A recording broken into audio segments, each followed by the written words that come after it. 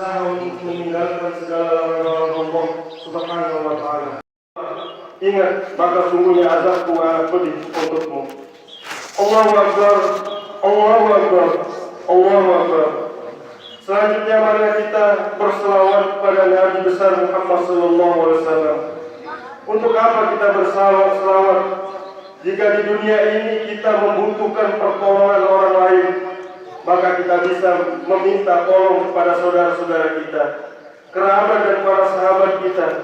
Akan tetapi akan ada suatu masa nanti di akhirat kelak, yang dimana orang-orang membutuhkan pertolongan, tetapi pertolongan itu tidak akan secepat itu datang dari orang tua kita, dari saudara kita, dari orang-orang yang kita cintai dan kasihi. Tetapi salah satu pertolongan yang akan datang adalah yauma yafirrul mar'u min akhihi wa ummihi wa abihi wa sahibatihi wa banihi, yang artinya pada hari ketika manusia lari dari saudaranya, lari dari ibu dan bapaknya, lari dari istri dan anak-anaknya. Mengapa semua orang melarikan diri dari orang-orang yang mereka kasihi di dunia? Bahkan tidak bisa dipisahkan walaupun hanya sedetik, karena saling mencintai dan kasihi. Karena semua itu adalah suatu perpisahan. Likulli mri'in minhum yawma idzin sya'nan yughni. Setiap orang dari mereka pada hari itu mempunyai urusan yang cukup menyibukkan dirinya sendiri. Allahu Akbar, Allahu Akbar. Saat itu kita sibuk mempertanggungjawabkan semua perbuatan kita, langkah kita, ayunan tangan kita, tatapan mata kita, pandangan bahkan gerak hati kita dihitung oleh Allah. Ketika tidak ada yang dapat menolong, pada saat tidak ada yang bisa membantu, maka ketika itu kita mengharapkan pertolongan dan syafaat Rasulullah SAW. Mari kita memperbanyak selawat. Semoga kita termasuk umat yang mendapatkan syafaatnya.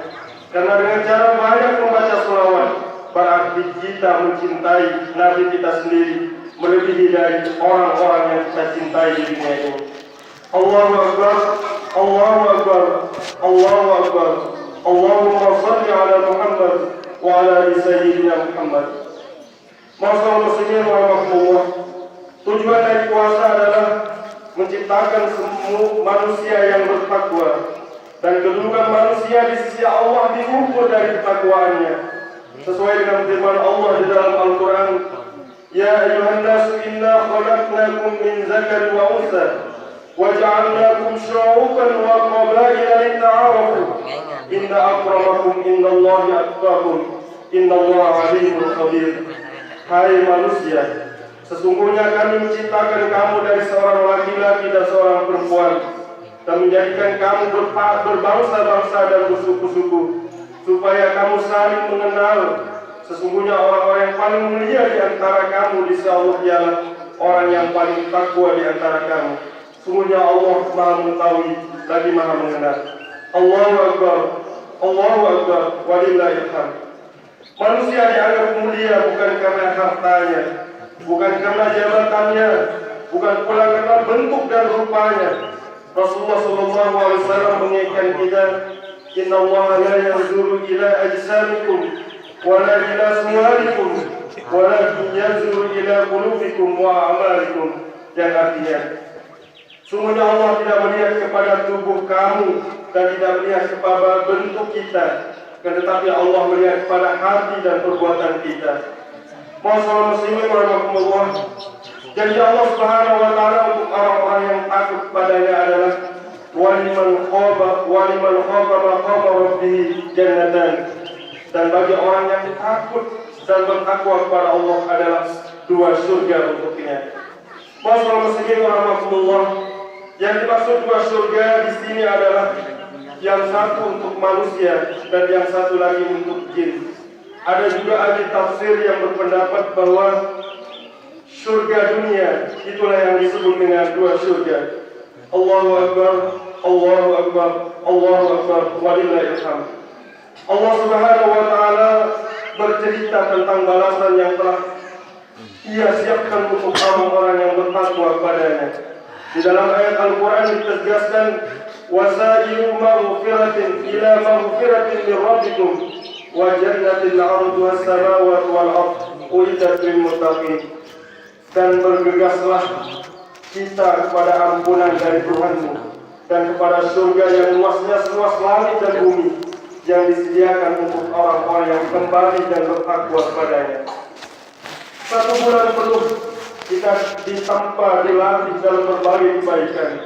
Bulan Ramadan telah kita lalui, bukanlah bulan menumpuk, bukan bulan hanya untuk menumpuk amal perbuatan, akan tetapi bulan Ramadan adalah bulan membiasakan diri beramal agar dapat kita laksanakan di bulan-bulan yang akan datang, yang pada akhirnya kita istiqomah hingga kematian akan tiba dan menjemput kita.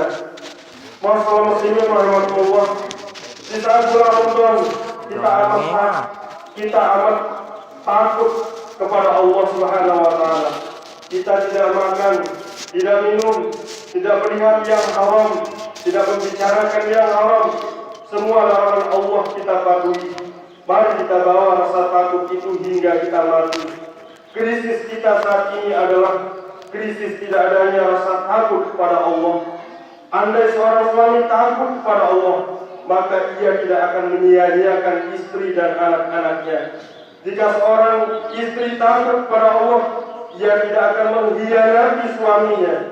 Jika seorang anak takut kepada Allah, maka ia tidak akan menjadi anak yang durhaka kepada kedua orang tuanya.